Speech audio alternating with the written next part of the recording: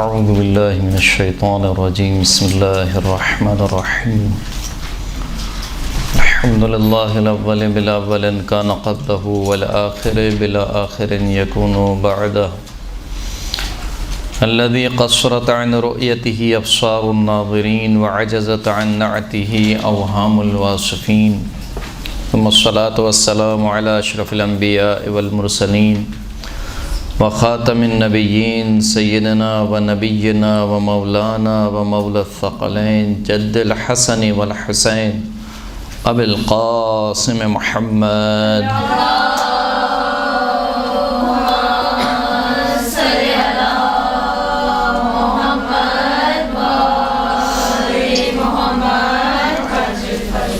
وعلى آله الطيبين الطاهرين المعصومين الذين أذهب الله عنهم الرجس وطهرهم تطهيرا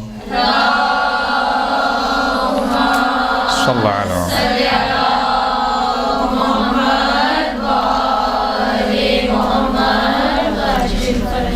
واللعنة الدائمة على أعدائهم أجمعين من يوم ظلمهم إلى قيام يوم الدين أما بعد فقد قال رسول الله صلى الله عليه وآله إن السعيد كل السعيد من أحب عليا في حياته وبعد مماته وإن الشقي كل الشقي من أبغض عليا في حياته وبعد مماته صلاة على محمد وآل محمد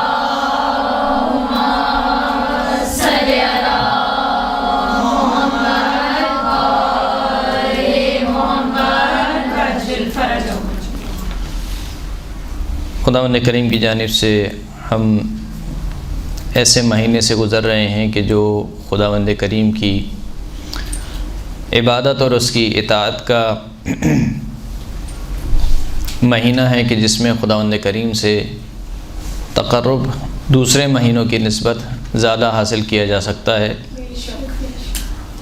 اور اس مہینے کے تقریباً 10 ایام گزر چکے ہیں، یعنی ایک عشرہ ختم ہو چکا ہے اور 2 عشرے باقی ہیں، دیکھتے ہی دیکھتے وہ بھی گزر جائیں گے۔ لہذا یہ جو فرصت ہمیں ملی ہے، میں اکثر کہا کرتا ہوں کہ یہ جو مہینے ہیں رجب، شعبان اور ماہ مبارک رمضان، یہ انسان کی زندگی کے گولڈن پیریڈ میں سے ہیں، یا یوں کہا جائے کہ بونس پیریڈ میں سے ہیں، یعنی ہمیں نہیں معلوم کہ آئندہ کس کو یہ مہینے دیکھنا نصیب ہوں گے یا نہیں ہوں گے۔ ممکن ہے کہ شاید یہ پورا رجب دیکھنا نصیب نہ ہو، ممکن ہے کہ رجب دیکھنا نصیب ہو، شعبان دیکھنا نصیب نہ ہو، ممکن ہے کہ شعبان دیکھنا نصیب ہو، ماہ مبارک رمضان دیکھنا نصیب نہ ہو۔ بہرحال ہر لمحے کو انسان غنیمت شمار کرے، اور بالخصوص اس مہینوں میں جو کہ ماہ رجب اور ماہ شعبان اور ماہ رمضان ہیں، جس میں خداوند کریم نے خاص اہتمام کیا ہے اپنے بندے کے لیے کہ اے میرے بندے، اگر پورا سال تو میرے قریب نہیں ہو سکا تو ان مہینوں میں چھوٹے چھوٹے سے اعمال میں بیان کر رہا ہوں، یہ تجھے مجھ سے قریب کر دیں گے۔ وہ اعمال کہ جو شاید دوسرے ماہ میں بیان نہیں ہوئے، ان ایام میں بیان ہوئے ہیں، اور جن میں کوئی خاص زحمت بھی نہیں ہے۔ مثال کے طور پر روزانہ 70 مرتبہ استغفر اللہ پڑھنا ہے، صبح کے وقت اور شام کے وقت، صبح کے وقت استغفر اللہ، شام کے وقت استغفر اللہ۔ مثال کے طور پر پورے مہینے ایک دن کو ہی روزہ رکھ لے، ماہ رجب میں پورے مہینے ایک دن، ویسے تو 3 دن کی تاکید ہے، اول رجب، وسط رجب اور آخر رجب کی، اور اس کے علاوہ بھی جمعرات، جمعہ اور ہفتہ، یہ 3 دن کی بھارت تاکید ہے۔ تو ماہ رجب اس حوالے سے بھی ایک محترم اور مکرم مہینہ ہے، اور دوسرا اس ماہ میں جو جن ائمہ اطہار کی ولادت ہوئی ہے اس اعتبار سے بھی یہ مہینہ مکرم اور محترم ہے، جن میں جو سے کہنا چاہیے کہ مومنین کے پیشوا، اماموں کے امام، امام علی ابن ابی طالب علیہ الصلوۃ والسلام کی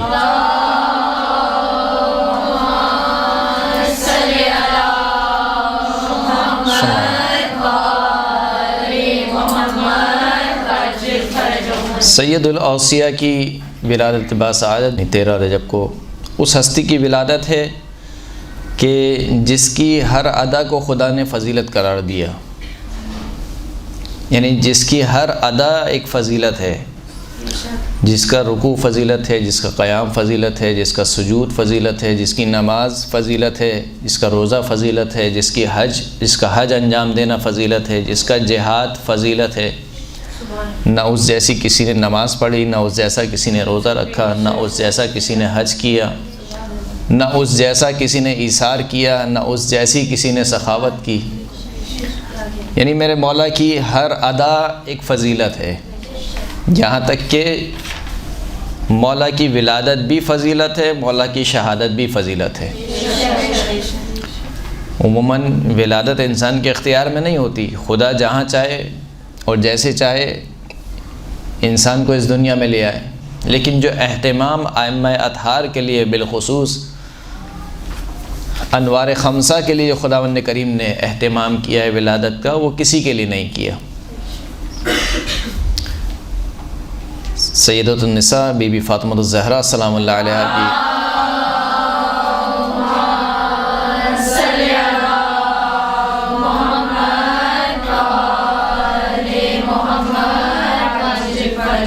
کی بی بی کی ولادت کے حوالے سے بندہ حقیر نے کچھ گفتگو کی تھی، یوٹیوب پہ موجود ہے بہرحال۔ اس میں ہم نے بیان کیا تھا کہ خدا نے کس طریقے سے اہتمام کیا ہے بی بی کو اس دنیا میں لانے کا۔ اسی طریقے سے انوار خمسہ یعنی سید الاوصیاء مولا کائنات امیر المؤمنین علی ابن ابی طالب علیہ السلام کی ولادت کا خاص اہتمام کیا۔ صلوات پڑھیں محمد و آل محمد۔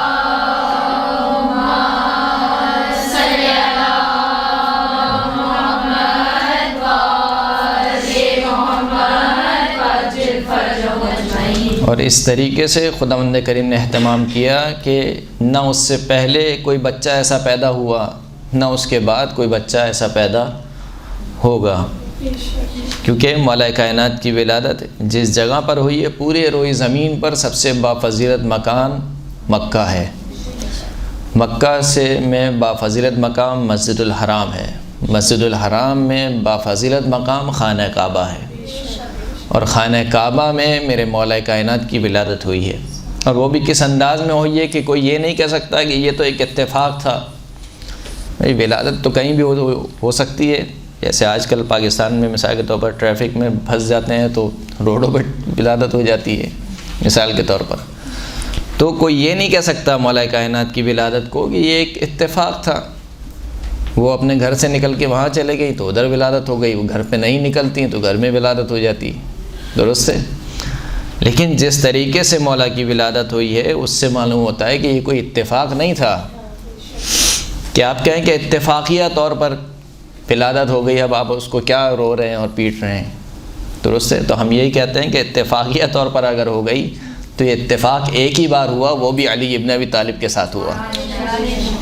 تو یہ اتفاق بار بار کیوں نہیں ہوا؟ مکہ میں کیا فقط ایک ہی بچہ پیدا ہوا تھا؟ اور کتنے سارے بچے تھے جو مکہ میں پیدا ہوئے، اور کتنے سارے افراد تھے جو مکہ میں پیدا ہوئے، تو ان کے ساتھ بھی تو یہ اتفاق ہو سکتا تھا۔ کیا عورتیں نہیں جاتی تھیں خانہ کعبہ کے طواف کے لیے؟ کیا اس وقت کی عورتیں حاملہ نہیں ہوتی تھیں؟ کیا اس وقت کی حاملہ عورتوں کو درد نہیں ہوتا تھا؟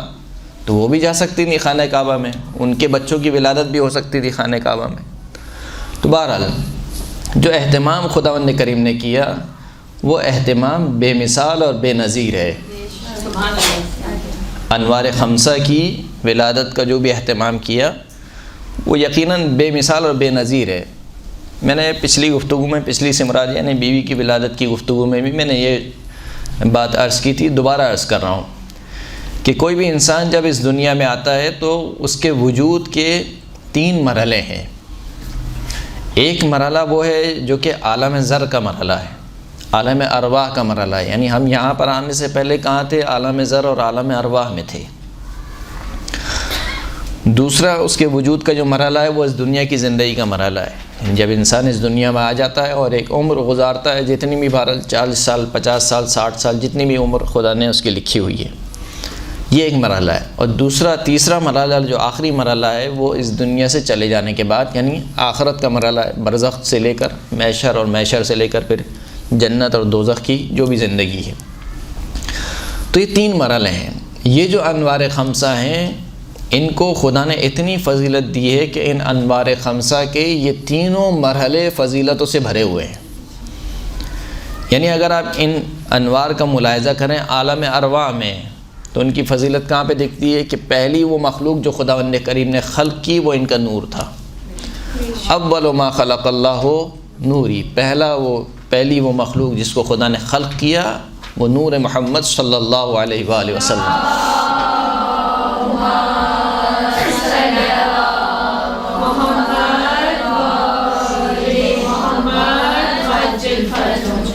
اس نور کو خلق کیا، اور پھر وہ نور جس کے بارے میں خود رسول خدا کا ارشاد ہے کہ انا و علی من نور واحد، میں اور علی ایک ہی نور سے ہیں۔ یعنی یہاں تک کہ حدیث موجود ہیں کہ وہ نور جو کہ مشترکہ نور تھا میرا اور علی کا، وہ اسلاب میں منتقل ہوتا گیا، یہاں تک کہ وہ پہنچا حضرت عبد المطلب تک۔ پھر حضرت عبد المطلب پر آنے کے بعد وہ نور دو حصوں میں تقسیم ہو گیا، ایک حصہ جناب عبداللہ کے پاس چلا گیا، ایک حصہ جناب ابو طالب کے پاس چلا گیا۔ تو اس عالم میں اگر دیکھیں مولا کائنات کی فضیلت کو، تو وہ عالم کہ جہاں پر کوئی مخلوق خلق نہیں ہوئی ہے وہاں پر یہ انوار خمسہ موجود ہیں۔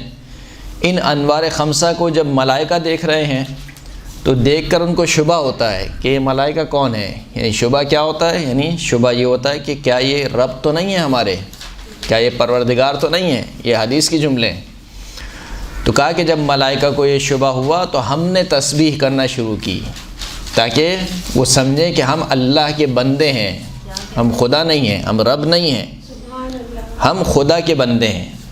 ہماری تسبیح کو دیکھ کر فرشتوں نے تسبیح کرنا شروع کی۔ یعنی ان سے پہلے خدا کی کوئی تسبیح کرنے والا نہیں تھا، فرشتوں نے جن سے تسبیح کرنا سیکھا ہے وہ پنجتن پاک علیہ السلام کی ذوات مقدسہ ہے۔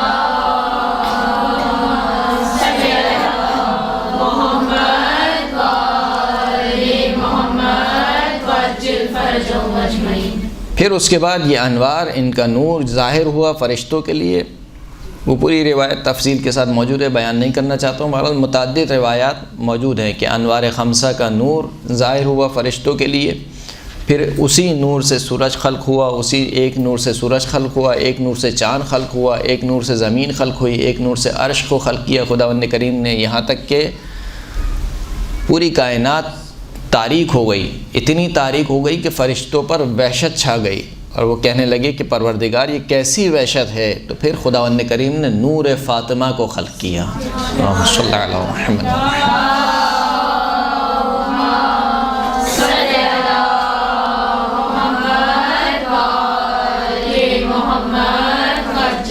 اس نور سے پوری کائنات منور ہو گئی، لہٰذا چھٹے امام فرماتے ہیں کہ لذا سمیت فاطمہ الزہرا، اس وجہ سے فاطمہ کو زہرا کہا گیا۔ زہرا یعنی روشن۔ تو یہ ان ہستیوں کا عالم ہے کہاں پر؟ عالم ذر میں، عالم ارواح میں۔ پھر اس کے بعد جب یہ ہستیاں دنیا میں آئیں تو آپ فضائل سنتے رہتے ہیں، وہ ہم انشاءاللہ بیان بھی کریں گے۔ پھر اس کے بعد جب دوسرا عالم آئے گا یعنی عالم محشر میں، یعنی کیا فضیلت ہے کہ انسان سوچتا ہے اور سوچتا ہی رہ جاتا ہے کہ یہ ہستیاں کون ہیں، کہ جہاں پر عالم محشر جمع ہے۔ عالم محشر جمع کا مطلب کیا ہے؟ یعنی اول آدم سے لے کر اور آخر تک جتنے افراد ہیں سب کے سب جمع ہیں۔ سب کے سب جمع سے کیا مراد ہے؟ یعنی وہاں پر آدم بھی موجود ہیں، وہاں پر موسیٰ بھی موجود ہیں، وہاں پر عیسیٰ بھی موجود ہیں، وہاں پہ ابراہیم خلیل اللہ بھی موجود ہیں، درست ہے؟ یعنی اولو العزم انبیاء بھی موجود ہیں، دیگر انبیاء بھی موجود ہیں، ان کے ساتھ ان کی امتیں بھی موجود ہیں۔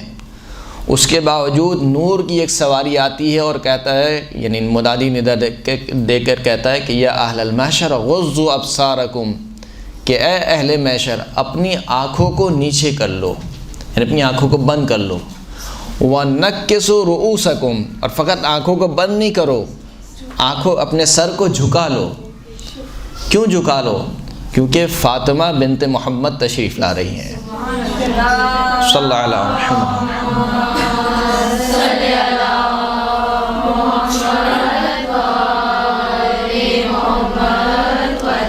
کہ جن کے آگے آگے مولا کائنات ہیں، جن کے ایک جانب امام حسین علیہ السلام ہیں، ایک جانب امام حسن مجتبیٰ علیہ السلام ہیں۔ یہ سواری اس انداز میں آ رہی ہے اہل محشر میں پھر خود مولا کائنات کے جن کو ساقی کوثر کہا گیا، کبھی صاحب لوائے حمد کہا گیا، کہیں پر یہ حدیث شیعہ سنی دونوں کتابوں میں نقل کی گئی کہ لا یجوز علی الصراط الا من کان معہ براءۃ من ولایۃ علی بن ابی طالب، کہ پل صراط سے کوئی شخص نہیں گزر سکتا مگر یہ کہ وہی شخص کہ جس کے پاس مولا کائنات کی ولایت کا پروانہ ہو، جس کے پاس جواز ہو۔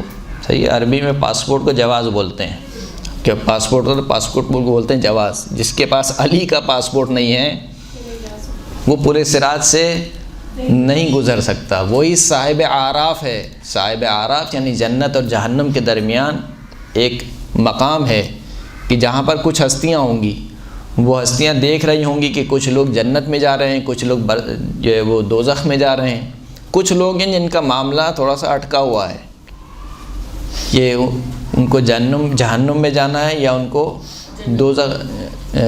جنت میں جانا ہے۔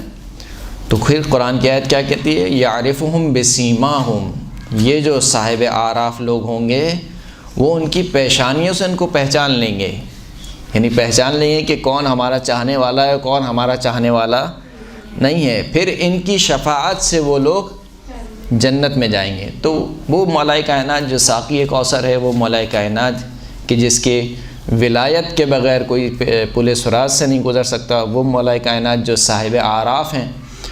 یعنی انسان کس کس فضیلت کو بیان کرے، بس اوقات انسان کی حیران رہ جاتی ہے کہ ایک شخص کی اتنی فضیلتیں ہیں کہ اگر انسان فقط ایک کو بیان کرنا شروع کرے تو شاید دوسرے کی نوبت نہ آئے۔ ایک صلوات پڑھیں محمد و آل محمد۔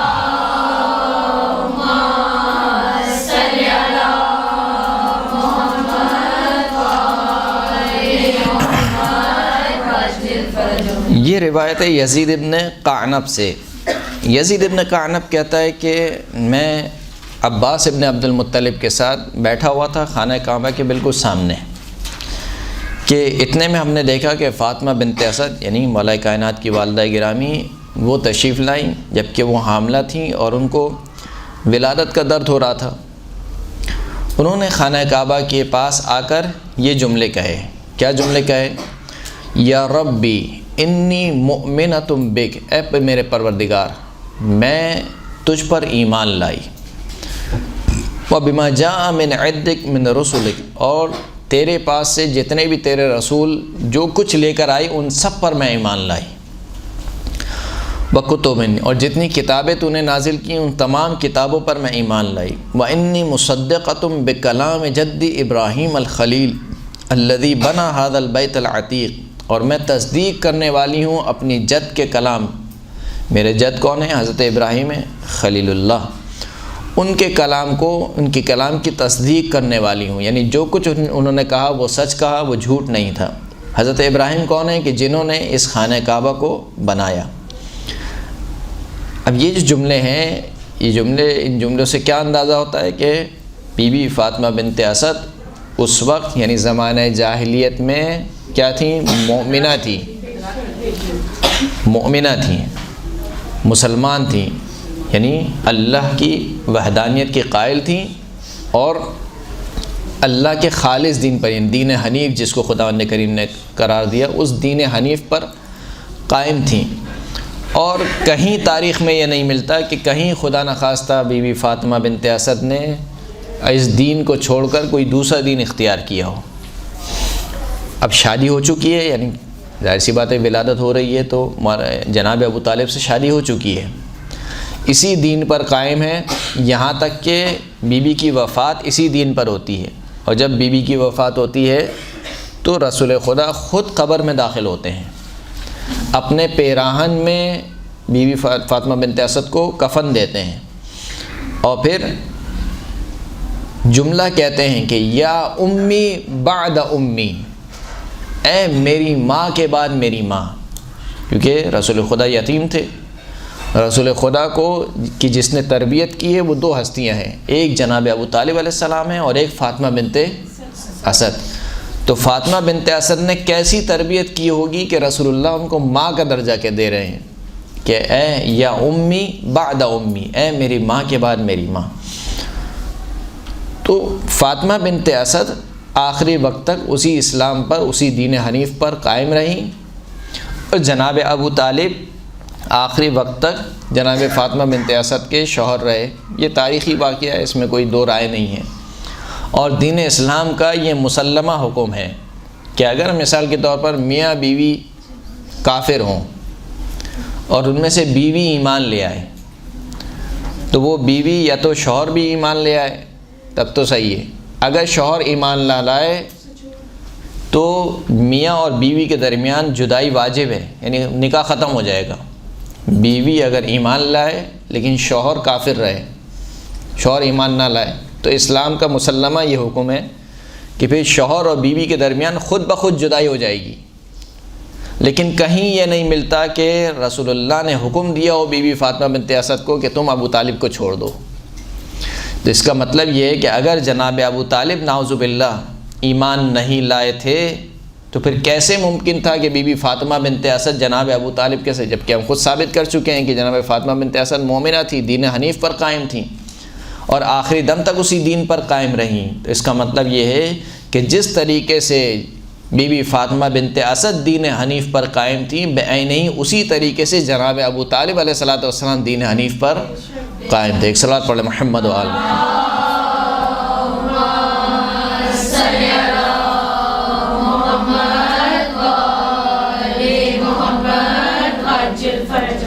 اب اس کے بعد بی بی فاطمہ کہتی ہیں کہ فَبِحَقِّ الَّذِي بَنَى هَذَا الْبَيْتِ وَبِحَقِّ الْمَوْلُودِ الَّذِي فِي بَطْنِي إِلَّا مَا يَسَّرْتَ عَلَيَّ وِلَادَتِي، خدایا تجھے واسطہ دیتی ہوں اس ہستی کا کہ جس نے اس گھر کو بنایا، یعنی کس نے بنایا؟ جناب ابراہیم و جناب اسماعیل نے۔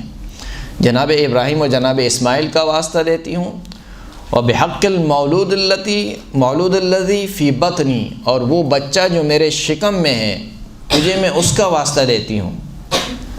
فاطمہ بنت اسد خود اپنے بچے کا واسطہ دے رہی ہیں، یعنی وہ علی جو شکم مادر میں مشکل کشا ہے اور اپنی ماں کی مشکل کشائی کر رہا ہے۔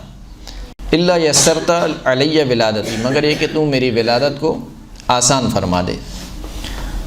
راوی کہتا ہے کہ ہم نے یہ دیکھا، یہ جملے ختم ہوئے، اس کے بعد دیوار کعبہ شق ہوئی، پشت کعبہ سے یعنی رکن یمانی سے پشت کعبہ سے دیوار شق ہوئی، بی بی فاطمہ بنت اسد خانہ کعبہ میں داخل ہوئیں، اور پھر کہتا ہے کہ وہ دیوار اسی طریقے سے جڑ گئی جس طریقے سے پہلے تھی۔ تو اگر یہ محض اتفاق ہوتا تو بی بی فاطمہ کو در سے جانا چاہیے تھا، دروازے سے جانا چاہیے تھا۔ یہ دیوار کا ٹوٹنا اور پھر دیوار کا دوبارہ اسی طریقے سے مل جانا یہ کوئی اتفاق نہیں ہے کہ آپ کہیں کہ فقط ایک اتفاق تھا۔ تو کہا کہ بی بی اندر داخل ہو گئیں، دیوار دوبارہ اسی طریقے سے مل گئی۔ پھر اس کے بعد کہتا ہے کہ ہم نے بہت چاہا کہ ہم تالے کو کھولیں، لیکن ہم سے وہ تالا نہیں کھلا، یہاں تک کہ بی بی 3 دن تک اسی خانہ کعبہ میں رہی۔ چوتھے دن کہتا ہے کہ بی بی چوتھے دن خانہ کعبہ سے باہر تشریف لائی اور ان کے ہاتھوں میں مولا کائنات امیر المؤمنین علی ابن ابی طالب علیہ الصلوۃ والسلام تھا۔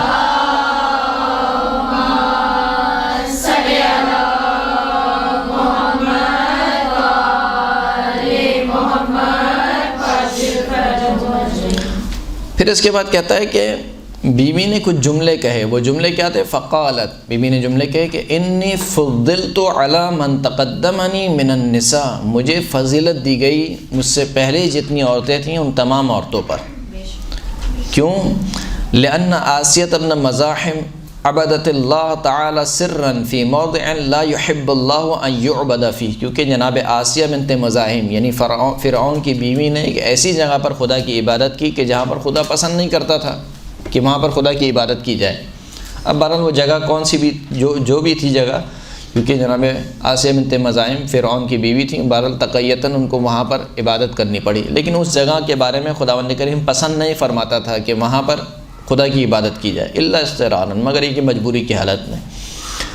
وَإِنَّ مَرْيَمْ بنت عمران حزت النخلہ الیابس بیدہا حتی اکلت منہا رطبا جنیہ، اور جناب مریم بنت عمران جناب عیسیٰ کی والدہ گرامی فرمایا کہ خداوند کریم نے ایک تو جناب مریم کو کہا کہ چھوڑ جاؤ یعنی مقدس مقام کو چھوڑ جاؤ، ولادت کا وقت قریب آ چکا ہے، لہٰذا اس مقدس مقام کو چھوڑ جاؤ۔ تو ایک تو یہ فرق ہے کہ جناب مریم کو کہا کہ تم مقدس مقام کو چھوڑ جاؤ، علی ابن ابی طالب کے لیے کہا کہ مقدس مقام کی طرف آؤ۔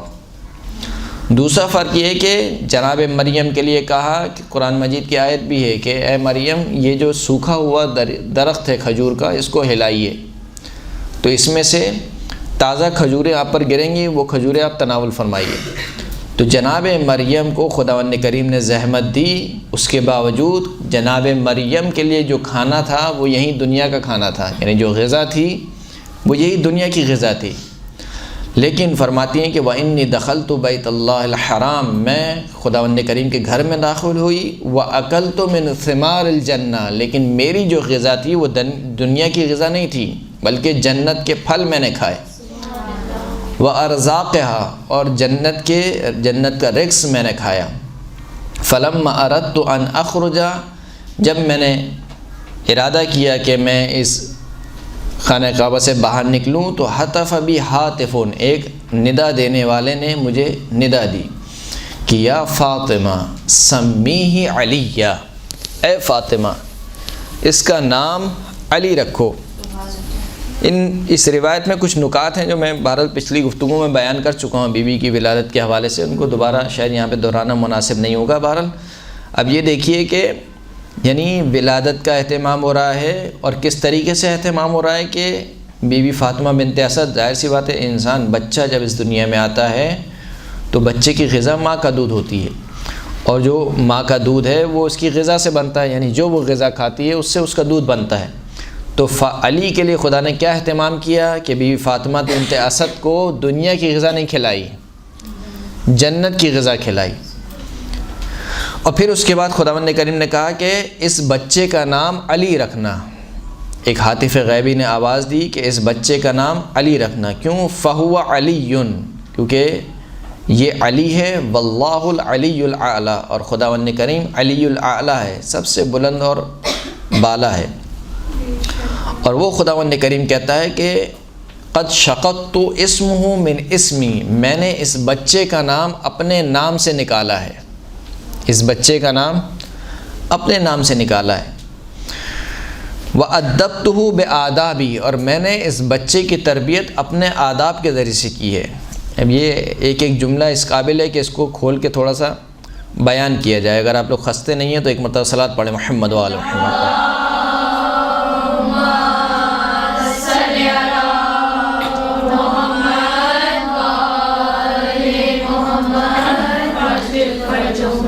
اب یہ انوار قدسیہ، یہ انوار خمسہ کہ جن کے نام بھی خداوند کریم نے اپنی جانب سے دیے ہیں، یعنی خدا نام رکھ رہا ہے، ان کے نام رکھنے کا مطلب کیا ہے؟ یعنی یہ ان روایات کو فقط اس تناظر میں نہیں کہیں کہ فقط ایک مبالغہ آرائی ہو رہی ہے۔ بس اوقات جب ہم مثال کے طور پر اپنے خاندان کے فضائل بیان کرتے ہیں تو کیا وہ تو ایسے تھے اور وہ ایسے تھے اور وہ فلاں تھے، اور یہ اس میں کوئی مبالغہ آرائی نہیں ہے، اس میں ایک حقیقت بیان ہو رہی ہے۔ وہ حقیقت کیا ہے؟ ہمیں اور آپ کو حکم دیا گیا کہ بچے کا اچھا نام رکھو، اور بچے کا نام دنیا میں آنے کے بعد نہیں رکھو، جب بچہ ابھی شکم مادر میں ہو اس وقت ہی بچے کا اچھا نام رکھو۔ یہاں تک کہ کہا کہ اگر تمہیں معلوم نہ ہو، راوی نے سوال کیا ہمیں معلوم نہیں ہے کہ جو شکم مادر میں بچہ ہے وہ بچہ ہے یا بچی ہے، تو کہا کہ اس کا ایسا نام رکھو جو دونوں پر منطبق ہوتا ہو، یعنی کچھ ایسے نام ہوتے ہیں جو لڑکی اور لڑکا دونوں میں چل جاتے ہیں، اس کا ایسا نام رکھو۔ کیوں؟ کیونکہ اگر تم نام نہیں رکھا خدا نخواستہ اور بچہ ساقط ہو گیا اور بغیر نام کے اس دنیا سے چلا گیا تو یہ بچہ اپنے بابا کا دامن تھامے گا محشر میں اور کہے گا کہ اے میرے بابا آپ نے میرا نام کیوں نہیں رکھا، یعنی شکایت کرے گا، یعنی وہاں پر ناموں سے پکارا جائے گا تو اس کا کوئی نام نہیں ہوگا۔ تو بہرحال ایک احساس کمتری ہوتی ہے، آپ کلاس میں جب جاتے ہیں بچوں کو پکارتے ہیں اور کسی بچے کا آپ کا نام معلوم نہ ہو، تو اسی طریقے سے یہ بچہ جب دیکھے گا کہ سارے بچوں کو ان کے نام سے پکارا جا رہا ہے، میرا نام نہیں لیا جا رہا، تو یہ اپنے بابا کا دامن پکڑے گا اور کہے گا کہ یا بابا آپ نے میرا نام کیوں نہیں رکھا، لہذا اپنے بچوں کا نام رکھو۔ مولا کائنات سے روایت ہے۔ یہاں تک کہ مولا فرماتے ہیں کہ جناب محسن کا نام رسول خدا صلی اللہ علیہ وآلہ وسلم نے محسن رکھا۔ تو نام رکھو، بہت تاکید کی گئی، اور نام رکھنے میں بھی اچھا نام رکھو۔ کیوں اچھا نام رکھو؟ کیونکہ یہ چیزیں اثر کر رہی ہیں، بہت سی چیزیں ہوتی ہیں جو انسان کے اوپر اثر کرتی ہیں، اس میں کوئی جبر والی بات نہیں ہے۔ مثال کے طور پر کہا گیا کہ جب والدہ حاملہ ہو تو فلاں غذا کھائے، کیوں؟ یہ غذا بچے پر اثر کرے گی۔ اسی طریقے سے بچے کا اچھا نام بچے کے کردار پر اثر کرتا ہے، لہٰذا ہم بچے کا اچھا نام رکھتے ہیں تاکہ امید کے ساتھ کہ انشاءاللہ اس کا نام ہم صادق رکھ رہے ہیں تو یہ سچ بولنے والا نکلے گا، اگر اس کا نام ہم امین رکھ رہے ہیں تو یہ امانت دار نکلے گا مثال کے طور پر، یا اور کوئی بھی اچھا نام۔ لیکن آپ کو اور مجھے اس کے کردار کے بارے میں تو نہیں معلوم، نہ مجھے پتہ ہے نہ آپ کو پتہ ہے کہ مستقبل میں بچہ کیسا نکلے گا، اس کا کردار کیسا ہوگا۔ ہو سکتا ہے کہ نام ہم نے رکھا ہو صادق، وہ انتہائی جھوٹا نکلے، ایسا ہو سکتا ہے، نہیں ہو سکتا۔ جس بچے کا نام ہم نے انتہائی اچھا رکھا ہو، مثلا امین رکھا ہو، وہ اتنا ہی خیانت کار نکلے، یہ ممکن ہے یا نہیں ہے؟ ایسا ہوا بھی ہے۔ نام بہت اچھے ہوتے ہیں، کردار اتنا برا ہو جاتا ہے کہ جس کی وجہ سے نام بھی گالی بن جاتا ہے۔ درست ہے، آپ کے سامنے کی مثال ہے یزید۔ اس لفظ کے نام کے معنی بہت اچھے ہیں، نام کے معنی اگر آپ دیکھیں بہت اچھے ہیں، لیکن آپ کسی سے کوئی کہہ دے یزید تو آپ کہیں گے وہ گالی دے رہے ہو، کیوں؟ کردار اتنا برا تھا کہ جس کی وجہ سے نام کیا بن گیا؟ گالی بن گیا۔ تو بہرحال ہمیں کردار کے بارے میں نہیں معلوم ہے کہ یہ بچہ مستقبل میں کیا بنے گا، لیکن بہرحال ہم امید پر نام رکھتے ہیں کہ انشاءاللہ اس کا کردار اچھا ہوگا تو ہم اس کا نام جو ہے وہ اچھا نام رکھتے ہیں۔ لیکن جب نام وہ ہستی رکھے جو عالم الغیب و شہادہ ہو، یعنی جب خداوند کریم کسی کا نام رکھ رہا ہے، وہ خدا جو اس بچے کے مستقبل سے بھی واقف ہے، حال سے بھی واقف ہے، ماضی سے بھی واقف ہے، جس کو معلوم ہے کہ بچہ کیسا نکلے گا، وہ جب کسی بچے کا نام علی رکھے تو اس کا کردار یقیناً اتنا بلند ہوگا کہ اس کو علی کہا جائے گا۔ لہٰذا یہ جو نام رکھے گئے ہیں خداوند کریم کی جانب سے، یہ ان میں خود ایک فضیلت چھپی ہوئی ہے اہل بیت اطہار کی۔ اہل بیت اطہار کے علاوہ دیگر کسی ہستیوں کے نام اس جگہ سے نہیں آئے ہیں، اس عالم سے نہیں آئے ہیں۔ تو کہا کہ اس کا نام علی رکھو، اس کا نام میں نے اپنے نام سے نکالا ہے، اس کی تربیت میں نے خود کی ہے۔ پھر اس کے بعد کا جملہ کیا ہے؟ وَأَوْقَفْتُهُ عَلَى غَامِضِ عِلْمِي، میں نے علمی غموز یعنی علمی پیچیدگیوں کو اس کو سکھایا ہے، یعنی میں نے اس کو فقط علم نہیں دیا۔ خداوند کریم کہہ رہا ہے کہ میں نے اس بچے کو فقط علم نہیں دیا بلکہ علم کی پیچیدگیاں، علم کے دقیق مسائل میں نے اس بچے کو سکھائے ہیں۔ کس بچے کو سکھائے ہیں؟ علی ابن ابی طالب کو۔ یعنی خداوند کریم ہر بچے کے بارے میں کیا کہتا ہے؟ واللہ اخرجکم من بطون امہاتکم لا تعلمون شیئا، اللہ نے تمہیں تمہاری ماؤں کے پیٹ سے نکالا، کس حال میں؟ تم کچھ نہیں جانتے تھے، یعنی نرے جاہل تھے، تمہیں کچھ نہیں معلوم تھا۔ اور ہر آنے والا بچہ ایسا ہی ہے، اسے کچھ معلوم نہیں ہے، لیکن ایک آنے والا بچہ ایسا بھی تھا کہ جب رسول خدا کی آغوش میں آیا تو کہا کہ توریت سناؤ، زبور سناؤ، انجیل سناؤ یا قرآن مجید سناؤ، اور وہ ذات تھی مولا کائنات امیر المؤمنین علی ابن ابی طالب علیہ الصلوۃ والسلام۔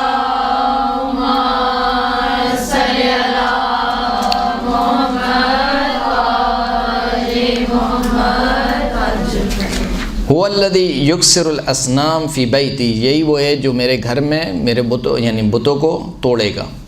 وهو الذی یؤذن علی ظہر بیتی، یہی وہ ہستی ہے، یعنی یہ بچہ وہ ہے کہ جو خانہ کعبہ کی چھت پر اذان دے گا، وہ یقدسنی، میری تقدیس کرے گا، وہ یمجدنی، میری تمجید کرے گا۔ فطوبی لمن احبہ، پس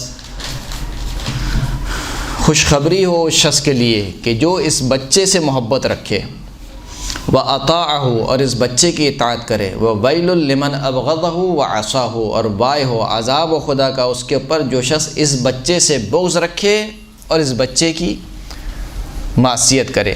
مولا کائنات امیر المؤمنین، یہ میں حدیث آپ کی خدمت پہ عرض کر رہا ہوں، شاید یہ حدیثیں ہم بہت سنتے رہتے ہیں، لہٰذا بہت سرسری انداز میں ان حدیثوں سے ہم گزر جاتے ہیں، لیکن واقعاً یہ حدیثیں ایک حقیقت کو بیان کر رہی ہیں۔ اس میں قطعاً کوئی شخص یہ نہیں کہہ سکتا کہ مبالغہ آرائی ہو رہی ہے۔ مبالغہ آرائی ہم اور آپ تو کر سکتے ہیں، میں مثال کے طور پر خطیب ہوں تو اپنی خطابت چمکانے کے لیے میں مبالغہ آرائی کر سکتا ہوں، لیکن وہ ہستیاں خود خداوند کریم، خود رسول خدا صلی اللہ علیہ وآلہ وسلم صلی اللہ علیہ محمد و علی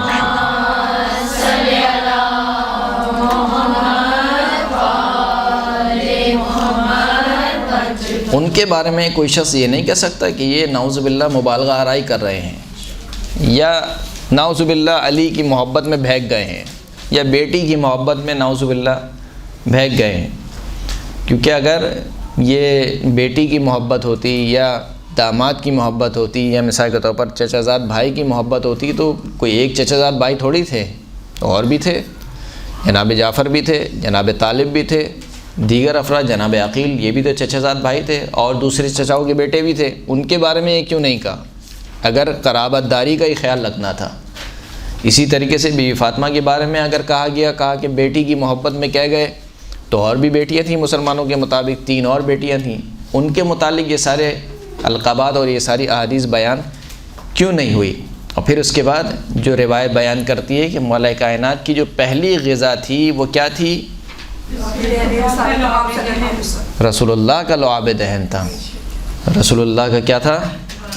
لعاب دہن۔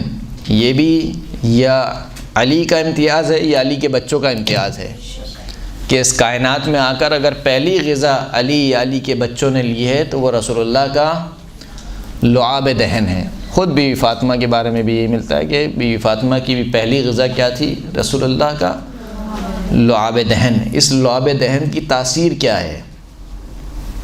ایک واقعہ میں کئی بار یہاں سے بیان کر چکا ہوں، لہذا اب بیان نہیں کروں گا اس کو، ورنہ بہت ریپیٹیشن ہو جائے گی۔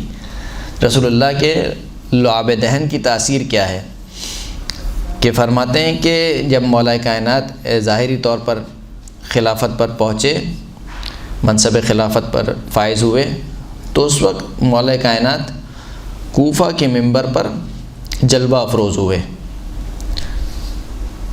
اسبغ بن نباتہ سے یہ روایت ہے، اسبغ بن نباتہ، اور اس روایت کو ہمالیہ شیخ صدوق میں نقل کیا گیا ہے، کتاب توحید میں بھی نقل کیا ہے، اور ہمالیہ صدوق میں بھی اس کتاب کو، اس روایت کو نقل کیا گیا ہے۔ فرماتے ہیں کہ جب خلافت ملی مولا کائنات کو اور لوگ مولا کائنات کی بیعت کرنے لگے، تو پھر مولا کائنات گھر سے نکلے مسجد کی طرف، یعنی مسجد کوفہ کی طرف، اور ممبر پر بیٹھے۔ کس طریقے سے بیٹھے کہ مولا نے جو عمامہ پہنا ہوا تھا وہ رسول اللہ کا عمامہ تھا، اور مولا نے جو زرہ پہنی ہوئی تھی وہ بھی رسول اللہ کی زرہ تھی، اور جو تلوار حمائل کیے ہوئے تھے وہ بھی رسول اللہ کی تلوار تھی، حتیٰ نعلین مبارک، جو جوتیاں مولا کائنات نے پہنی تھیں وہ جوتیاں بھی رسول اللہ کی جوتیاں تھیں۔ اب یہ ان ساری چیزوں میں دلالت ہے، یعنی اگر یہ راوی بیان کر رہا ہے تو اس کا یہ مطلب نہیں کہ وہ ہماری طرح ایک خطیب ہے فضائل بیان کر رہا ہے۔ ان ساری چیزوں میں کیا دلالت ہے؟ ایک تو مولا کائنات جب بیٹھے مدینے میں بھی، تو مولا کائنات سے پہلے کے خلفاء تھے وہ رسول اللہ کے احترام میں ایک سیڑھی نیچے بیٹھتے تھے، یعنی جہاں پر رسول اللہ بیٹھتے تھے وہاں پر نہیں بیٹھتے تھے۔ پھر جب دوسرے خلیفہ آئے تو وہ پہلے خلیفہ کے احترام میں اس سے ایک نیچے بیٹھے، پھر اس کے بعد جب تیسرے خلیفہ آئے تو وہ ان کے احترام میں، یعنی اپنے سے پہلے والے خلیفہ کے احترام میں ایک کرسی چھوڑ کے بیٹھے۔ اب ایک تو کرسی بھی نہیں، یعنی اس کے بعد کوئی سیڑھی نہیں تھی، سیڑھیاں ممبر کی ختم ہو گئی۔ جب چوتھے خلیفہ مولا کائنات کی باری آئی تو مولا کائنات چڑھ کر وہاں پر بیٹھے جہاں پر رسول اللہ بیٹھا کرتے تھے۔ سبحان اللہ۔ اور لوگوں میں چیمگوئیاں بھی ہوئیں کہ بھائی یہ کیا ہو رہا ہے، کہ یعنی پہلے والے خلفاء احترام کرتے تھے، چلیں سیڑھی اگر نہیں بچی تھی تو صحیح خلیفہ کی سیڑھی پہ بیٹھ جاتے، رسول اللہ کی سیڑھی پر بیٹھے۔ تو اس وقت مولا کائنات نے کہا تھا کہ جا الحق الی اہلی، یا حق اپنی جگہ پر، فی الی موضعہ، حق اپنے جگہ پر، اپنی مقام پر آ بیٹھا۔ تو در واقع ان امور میں ایک جسے کہنا چاہیے کہ لوگوں کے لیے بیان تھا کہ دیکھو یہ جو خلافت ہے، اس خلافت کے اصل حقدار ہم ہیں، یہ خلافت ہمارا حق تھا، اور خلافت کا مطلب ہوتا ہے جانشین. جانشین کا مطلب یہ ہوتا ہے کہ اگر میں اپنا کسی کو جانشین بناؤں تو میری غیبت میں وہ شخص وہیں پر بیٹھے گا جہاں پر میں بیٹھتا ہوں، کیونکہ اس کو وہی کام انجام دینے ہیں جو میں کام انجام دے رہا ہوں. لہٰذا خلیفہ جانشین وہیں بیٹھے گا کہ جہاں پر رسول اللہ بیٹھا کرتے تھے، اور رسول اللہ کا جو حقیقی جانشین ہوگا وہ رسول اللہ کی جگہ پر ہی بیٹھے گا. تو اس لیے مولا کائنات نے یہ تمام کام انجام دیے کہ امامہ پہنا رسول خدا کا امامہ، زرہ پہنی رسول اللہ کی زرہ، حتیٰ کہ نالین مبارک جو پہنی وہ بھی رسول اللہ کی جوتیاں تھیں. یہی کام بی بی فاطمہ نے کیا کہ روایت کہتی ہے کہ جب بی بی فاطمہ گئی ہیں دربار میں یا مدینہ میں تو بی بی فاطمہ کا چلنا ذرہ برابر بھی رسول اللہ کے چلنے سے کم نہیں تھا، یعنی اسی انداز میں چلی ہیں جس انداز میں رسول اللہ چلے ہیں. تو ایک کہہ سکتا ہے کوئی اتفاق ہے مثال کے طور پر، بھائی اتفاق ہے تو ہر ایک کے لیے ہونا چاہیے نا، یعنی ایک بیٹی کے لیے کیوں ہے، پھر 3 اور بیٹیوں کے لیے کیوں نہیں ہے، وہ بھی تو رسول اللہ کی بیٹیاں ہیں. تو یہ جو چل رہی ہیں اور راوی اس کو نقل کر رہا ہے. اگر کوئی معمولی کام ہوتا تو راوی نقل نہیں کرتا. یقیناً راوی کی نگاہ میں یہ غیر معمولی کام ہے جس کو نقل کر رہا ہے. یعنی ابھی میں درس دے رہا ہوں مثال کے طور پر، خدا نخواستہ ابھی اگر میرا امامہ گر جائے مثال کے طور پر، یا درس دیتے دیتے کرسی ٹوٹ جائے یا میز ٹوٹ جائے، تو آپ بیان کریں گے نا جا کے کہ ہم درس میں گئے تھے اور مثال کے طور پر مولانا کا امامہ گر گیا یا مولانا گر گئے. کیوں گر گئے؟ کیونکہ غیر معمولی کام ہوا ہے. یہ جا کر آپ بیان کریں گی. لیکن یہ جا کر کبھی بھی بیان نہیں کریں گی کہ میں درس سننے گئے تھے اور درس میں مولانا نے پانی پیا. کہ پانی پیا اس میں کون سی مثال کے طور پر قیامت آ گئی؟ یعنی معمول کا کام ہے، روٹین کا کام ہے. تو جو روٹین کا کام ہوتا ہے وہ بیان نہیں کیا جاتا. جو روٹین سے ہٹ کر تھوڑا کام ہوتا ہے وہ بیان کیا جاتا ہے. تو اس کا مطلب یہ ہے کہ راوی سمجھ رہا تھا کہ یہ کام جو ہے وہ غیر معمولی کام ہے.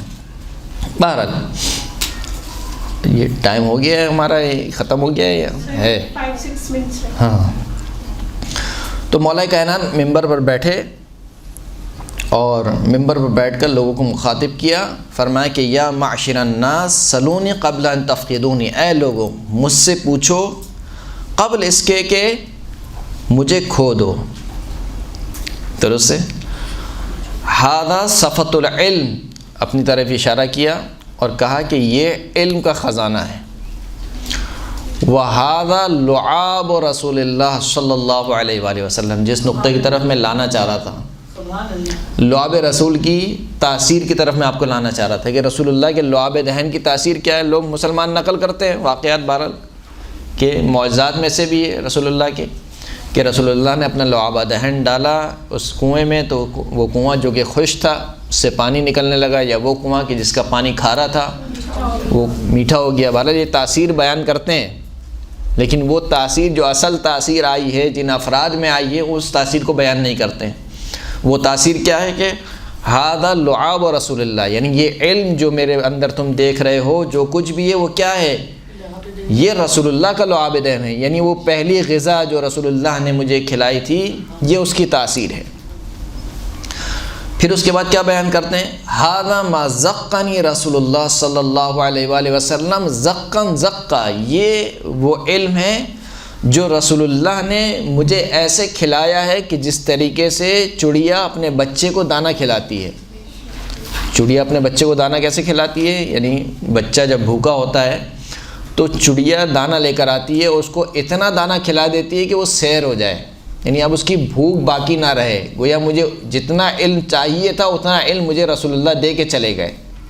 ھذا ما زقنی رسول اللہ زقن زقا سلونی فإن عندي علم الاولین والآخرین، مجھ سے پوچھو میرے پاس اول والوں کا بھی علم ہے اور آخر والوں کا بھی علم ہے. اب اولین اور آخرین، اب اس کی کوئی تفسیر بیان کرے. ابھی ولادت گزری ہے امام محمد باقر علیہ الصلوۃ والسلام کی، صلی علی محمد اور امام کی ولادت کی مناسبت سے ایک میلاد تھا، اس میں میں نے یہی بیان کیا کہ جو مولا کا جو لقب ہے باقر علم الاولین والآخرین، یعنی مولا کے بارے میں یہ نہیں کہا گیا کہ اس کے پاس اولین اور آخرین کا علم ہے، نہیں، کہا باقر، و باقر کا مطلب کیا ہوتا ہے؟ شگافتہ کرنے والا، کھولنے والا۔ بقر الارض سے ہے، بقر الارض کا مطلب کیا ہوتا ہے؟ یعنی زمین کو شگافتہ کرنا اور زمین کے خزانے کو باہر نکالنا، اس کو کہتے ہیں باقر۔ باقر و علم الاولین، یعنی کون سے علم کو شگافتہ کر رہے ہیں امام؟ اولین والآخرین۔ اولین سے مراد کون ہے؟ یعنی حضرت آدم، حضرت موسیٰ، حضرت عیسیٰ، حضرت ابراہیم، حضرت نوح، ان کے پاس جتنا علم تھا، حضرت خضر علیہ السلام جتنا علم تھا، ان تمام علوم کو شگافتہ کرنے والی ہستی کون ہے؟ امام محمد باقر، اور ان کے جد مبارک مولا کائنات علی بن ابی طالب علیہ السلام۔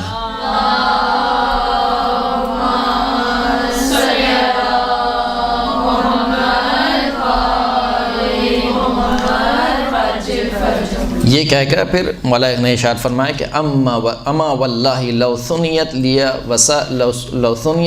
وسادۃ فجلست علیہا لافتیت اہل التورات بتوراتہم حتی تنطق التورات فتقول صدق علی ما کذب۔ خدا کی قسم اگر میرے لیے مسند بچھا دی جائے اور میں مسند پر بیٹھوں تو اہل تورات کے درمیان وہی فتویٰ دوں گا، یہاں تک کہ خود تورات کہہ اٹھے گی کہ علی نے سچ کہا، علی نے جھوٹ نہیں کہا۔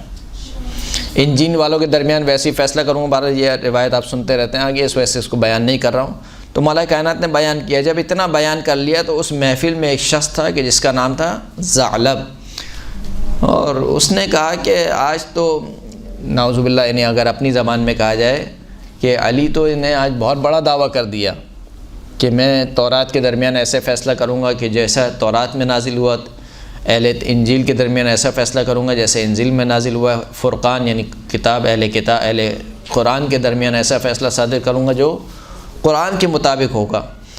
تو کہا کہ علی نے آج جو ہے وہ بہت بڑا دعویٰ کیا ہے۔ لقد ارتقى ابن ابی طالب مرقاتا صعبا، علی نے تو آج بہت ہی مشکل چڑھائی پر علی چڑھ گئے ہیں۔ لأخجلنہ اليوم، خدا کی قسم آج میں علی کو رسوا کر کے رہوں گا۔ گیا مولا کائنات کے بعد اور کہا کہ حل رأیت ربک، اے علی کیا آپ نے اپنے رب کو دیکھا ہے؟ مولا نے فرمایا کہ ویلک یا ثعلب لم اکن بالذی اعبد ربا لم ارہ، اے ثعلب تجھ پر وائے ہو، میں کسی ایسے رب کی عبادت نہیں کرتا جس کو میں نے دیکھا نہ ہو۔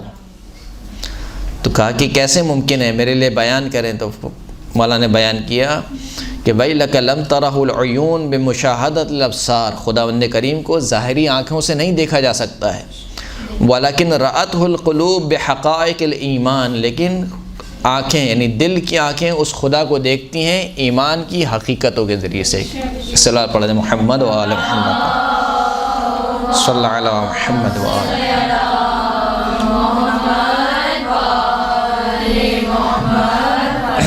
تو یہ مولا کائنات کی ولادت بسعادت جو یقیناً اسے کہنا چاہیے کہ فضیلت ہے، اور فقط فضیلت نہیں ہے، انشاءاللہ آگے والے آئندہ درس میں بیان کروں گا کہ یہاں پر فضیلت سے کیا مراد ہے۔